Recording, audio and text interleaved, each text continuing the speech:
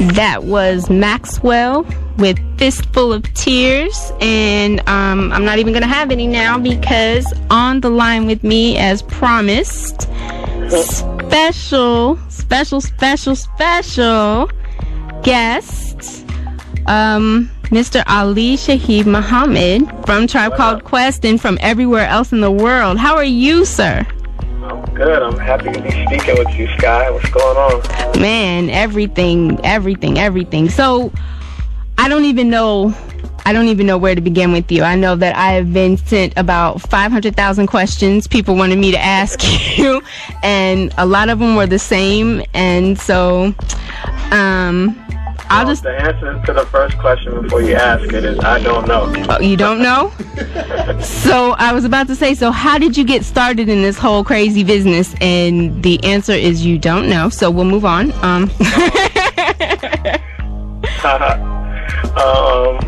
that the first question? That's literally the first question. I just messed it up. How did I get started? Wow.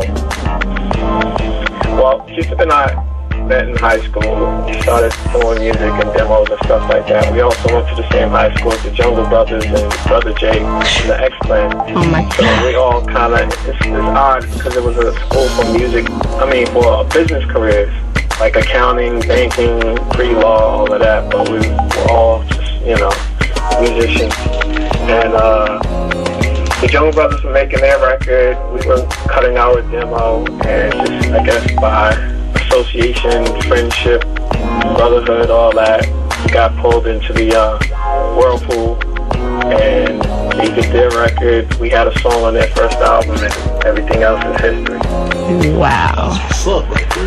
I don't think anybody realized it was a matter of school, though. Yeah. See, children, it pays. Stay in school.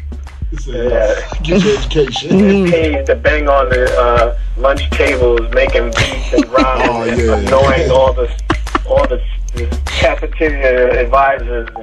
Get out. Yeah.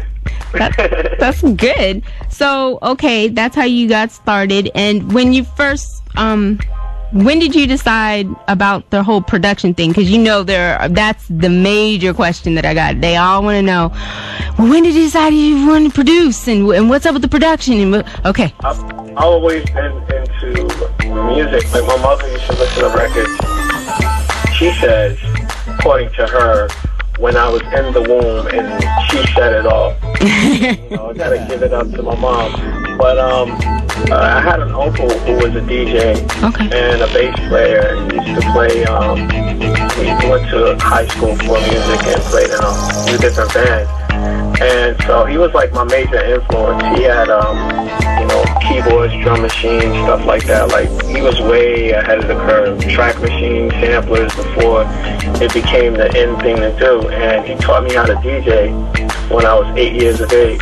Wow. And I just guess because I used to watch him all the time, and I actually asked him to show me what he was doing, and he did. And being around the keyboards and the drum machines, I think like at 13, he had got that stuff, and Apple computer, and, before it was the big thing. So just trying to emulate my uncle, basically. That's what got me into music and programming.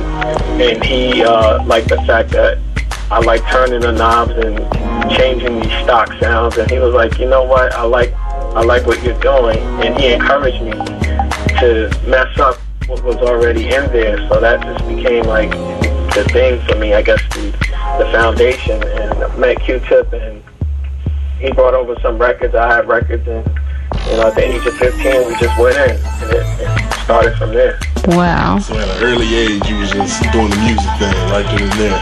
Yeah. Wow. Wow. So it's basically in you then. I mean, literally.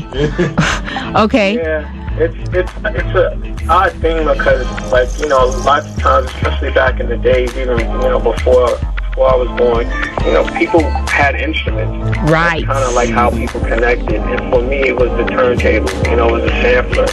So I've had a complete metamorphosis.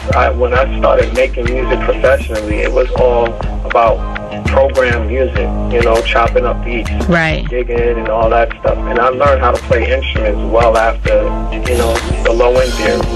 So it's been a transformation for me, you know. Which do you like better? Just out of curiosity.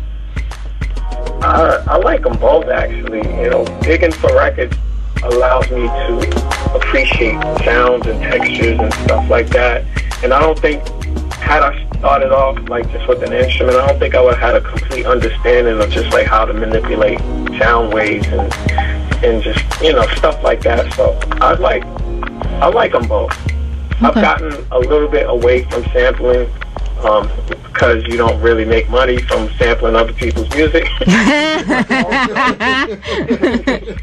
This is true. But also, I used to be a dreamer. I would listen to a bass line and just wonder, like, some chords and wonder what they were thinking about when they played those chords. So, you know, I have an appreciation for being sort of like an electronic musician in addition to, like, playing bass, guitar, piano, and drums now. Wow. And you just picked them up and started doing it?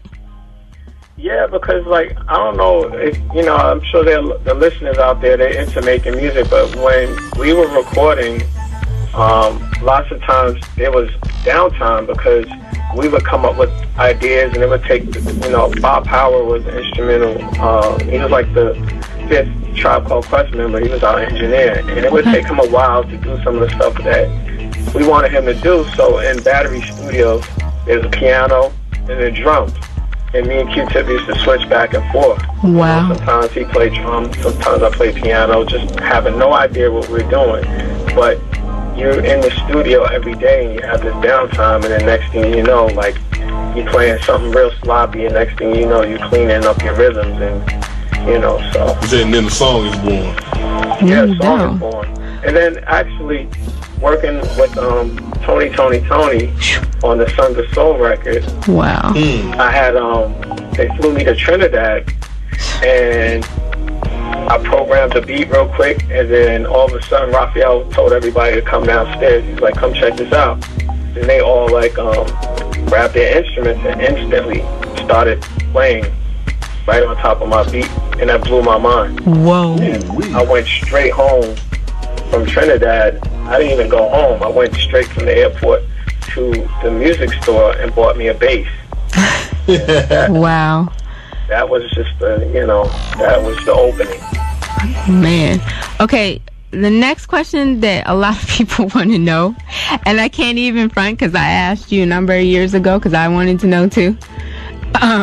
They want to know if y'all were really going around in a circle on the award tour video, and if so, how you kept from not being sick. I don't even remember. What part was that? When it's like, it's in the camera and it looks as though you guys are going around in a circle. Like in a merry-go-round. Yes. Wow. You know what? That was so long ago, I don't even remember.